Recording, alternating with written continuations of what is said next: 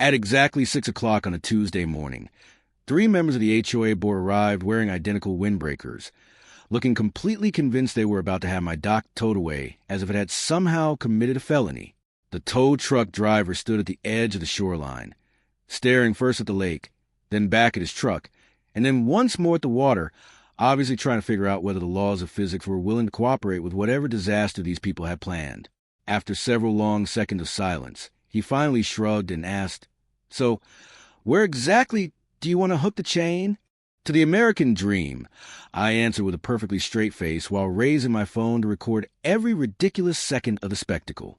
Behind him, our HOA president, Karen Higgins, waved her clipboard around like it was some ceremonial flag of authority, shouting loudly enough that the wildlife on the opposite side of the lake probably heard every word. "By the authority granted under Oak Ridge Valley covenants. Section Infinity," she announced with the kind of confidence that only comes from having absolutely no understanding of the law. I couldn't help noticing the reflective safety vest she had chosen to wear, as though bright fluorescent fabric somehow gave legal weight to her threats. About 50 feet offshore floated a sheriff's patrol boat. Inside, one deputy leaned comfortably against a railing, casually sipping coffee while waiting to see if someone was actually foolish enough to turn this circus into a criminal case. I had a pretty good feeling that person wasn't going to be me. My name is David Vance. I'm an IT specialist, and my favorite way to spend life is avoiding unnecessary conflict whenever possible.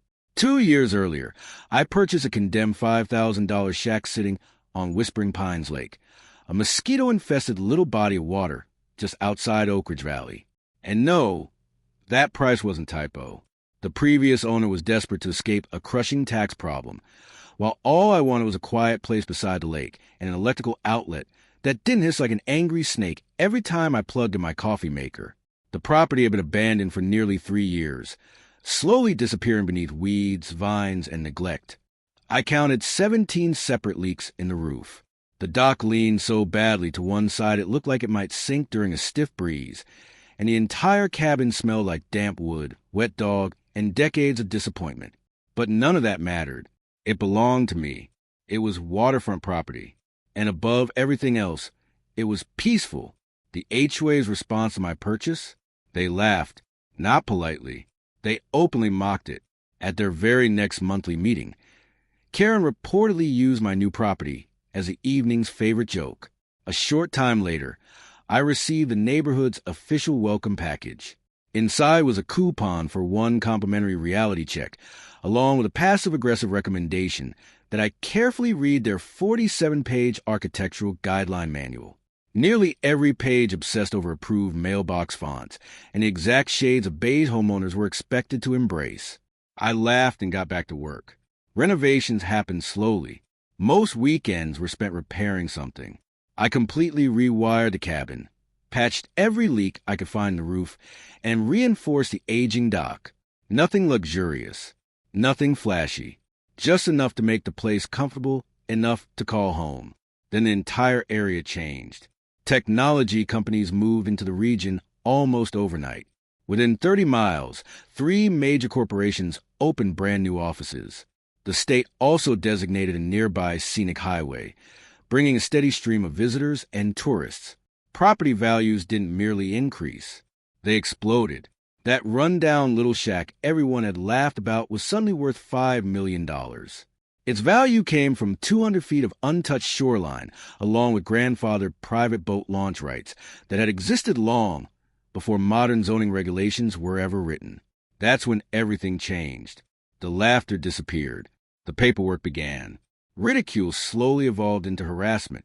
Karen started showing up near my property line, carrying a surveyor's measuring wheel, snapping photographs, writing endless notes, and gripping her clipboard like it was an official badge. Violation notices started arriving one after another. The first accused me of maintaining an unapproved rustic appearance. Apparently, the naturally weathered cedar siding on my cabin violated a standard that seemed to exist only inside Karen's imagination. She even attached a paint sample labeled Approved Beige Number 7. Then came an official citation for my dock, proudly printed on HOA letterhead. My dock floated quietly in the exact same place it always had. To everyone else, it was completely ordinary. To Karen, it was apparently a community emergency. Next, she declared my kayaks violated neighborhood aesthetics. According to the notice, their bright blue color clashed with the community's approved decorative palette. The kayak was almost identical in color to the lake itself. Karen insisted it should be painted taupe, because in her mind, even nature had selected the wrong shade. After that, surveillance cameras appeared. Motion-activated cameras were aimed directly toward my front porch, supposedly installed for traffic observation on a road where maybe 3 vehicles drove by during an average day. Their night vision lenses pointed straight at my front door. Then Karen crossed another line completely. She walked onto my property carrying a quilting ruler, crouched down in my yard, and measured the height of my grass like an unhinged landscaping inspector conducting a criminal investigation. Before long, violation notices started showing up at every hour of the day and night. It didn't stop there. Karen began citing practically everything she could see. My wind chimes, my neatly stacked firewood, even the bird feeders hanging from the trees somehow became violations worthy of official paperwork. When those complaints failed to intimidate me, she raised the stakes. One morning, the HOA announced a special assessment for what they proudly described as a $120,000 heritage pergola that would supposedly beautify the community's shoreline. According to the invoice, my share came to $22,000 for a structure I never requested, on land that I owned outright. There was just one problem with Karen's brilliant plan. My shoreline wasn't community property. My parcel had existed nearly 40 years before the HOA was ever created. When Oak Ridge Valley officially formed its homeowners association in 1983, my property was specifically grandfathered out of its authority. My recorded deed clearly stated that my ownership extended all the way to the high water mark. I calmly explained this to Karen, although my blood pressure was steadily climbing, and reminded her that the HOA's covenants ended exactly where my property began. She responded with an icy smile that never reached her eyes. "We'll see about that," she replied. A few days later, she filed something with the county recorder that she proudly called an annexation by clarification. It sounded official. It wasn't. There is no such legal filing. It was simply a phrase Karen had invented because it sounded impressive. Attached to that paperwork was an even bigger surprise, a forged quitclaim deed claiming that my dock, my boathouse, and what she broadly described as my miscellaneous waterfront improvements now belonged to the HOA. At first glance, the document looked convincing. It carried official-looking stamps. It displayed embossed seals. Everything about it appeared authentic, until people actually examined it. The notary listed on the paperwork happened to be Karen's cousin. Unfortunately for her, he'd moved to Nevada back in 2019 and had taken his official notary commission with him. County officials quickly confirmed that the stamp shown on the document had been inactive for years. Even the notary himself was stunned when investigators contacted him and explained what someone had apparently done using his old credentials. Karen still wasn't finished. She mailed notices of liens and threats of foreclosure to my mortgage lender using official HOA letterhead, quoting statutes that looked suspiciously copied from some Texas Homeowners Association blog she had found online. According to her calculations, I somehow owed $38,000 in unpaid assessments, late penalties, attorney fees, and miscellaneous charges for a property that had never belonged to the HOA in the first place.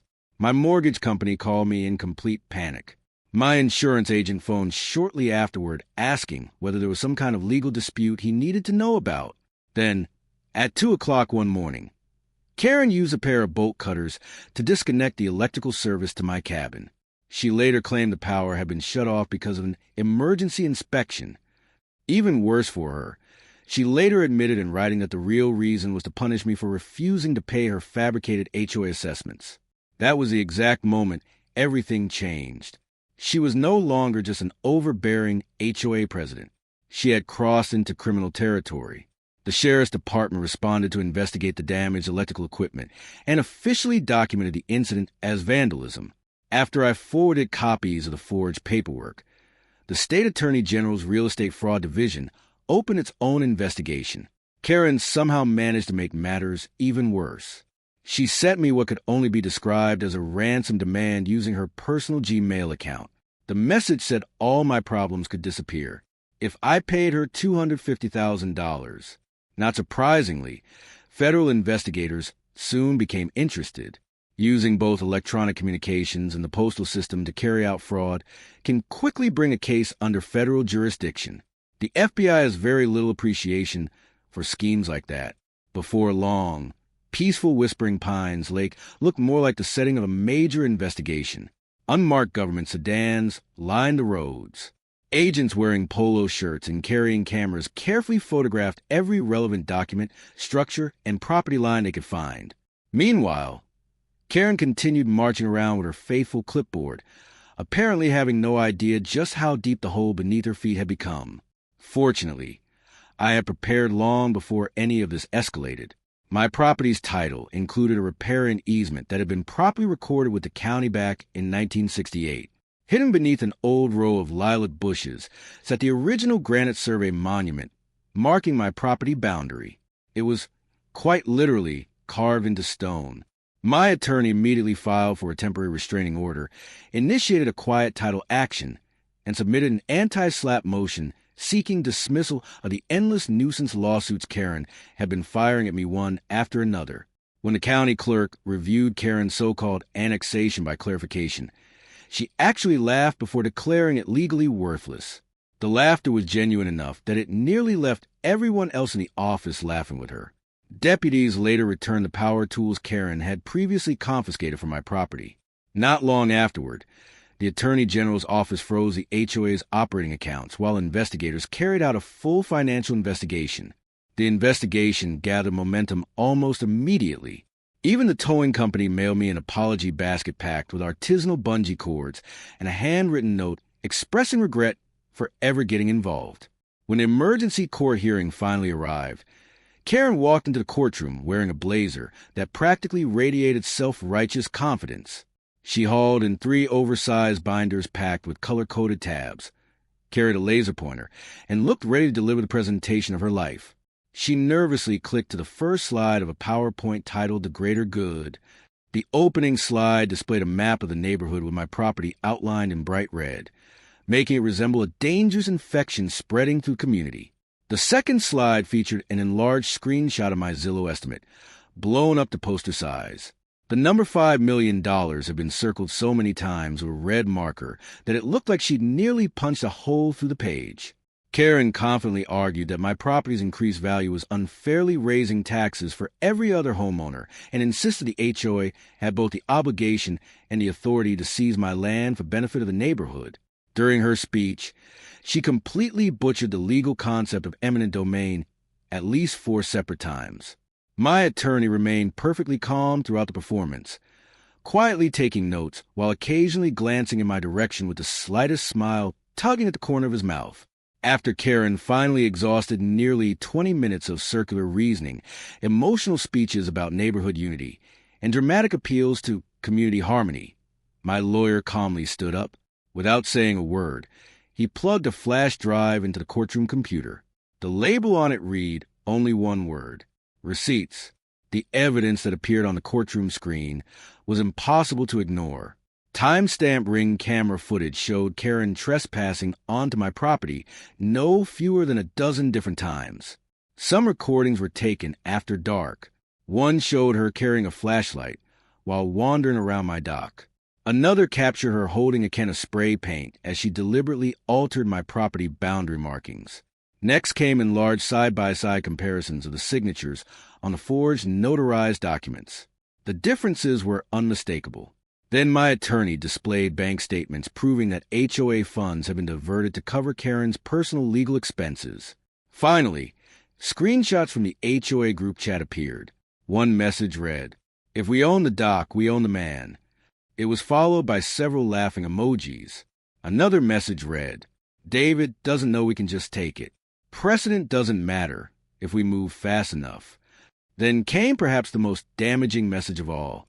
My lawyer cousin says possession is 9/10 of the law, and nobody checks county records anyway. The courtroom became so quiet you could have heard someone breathing from the back row. Even the bailiff stopped chewing his gum. The judge stared silently at the monitor for several moments.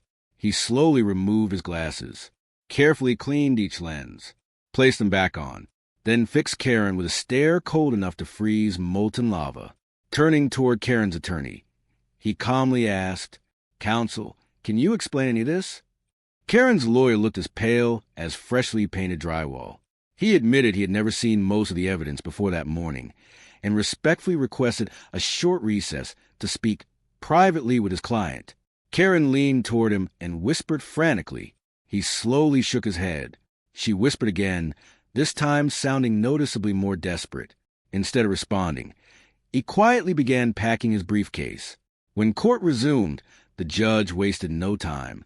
Every fraudulent lien Karen had recorded was immediately declared null and void. The HOA was ordered to pay substantial financial penalties.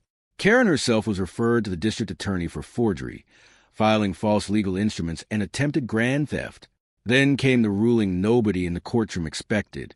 The judge appointed an independent receiver to take complete control of the HOA. He ordered every homeowner who had paid fraudulent assessments to receive a full refund. I was awarded attorney's fees, triple damages, and perhaps the most satisfying part of the entire hearing, the permanent legal right to host an annual dock party. I decided on the name instantly, Section Infinity. Karen's face cycled from bright red to ghostly white, and finally to a strange shade of gray I had never seen on a living human being. Her punishment didn't end there. She was sentenced to complete 400 hours of community service scraping zebra mussels off public docks while wearing a fluorescent yellow safety vest with the words, "Ask me about deeds," printed across the back in oversized black letters. The judge even specified that the work had to be completed on weekends, ensuring maximum public visibility. She was also ordered to pay an immediate fine of $15,000, along with an additional $23,000 in restitution to the homeowners affected by her fraudulent actions. A permanent restraining order prohibited her from coming within 500 feet of my property. She was permanently removed from the HOA board and barred from serving on any homeowners association board anywhere in the state for the next 10 years. The criminal charges involving forgery and filing false legal documents were officially forwarded to the district attorney, carrying a possible prison sentence of up to 3 years if she were convicted. The judge deliberately read every consequence aloud. Karen stood frozen. Her mouth hung open, but no words came out. Her hands shook so violently that her clipboard slipped from her grasp, scattering papers across the courtroom floor. She tried twice to speak. Both attempts ended in little more than strained, choking sounds. Without saying another word, her attorney quietly closed his briefcase, handed her the business card of a criminal defense lawyer, and walked away without looking back. Karen remained standing alone, staring at the bench in complete disbelief, as though she genuinely couldn't understand that titles, HOA bylaws, and years of intimidation meant absolutely nothing once real justice finally entered the room.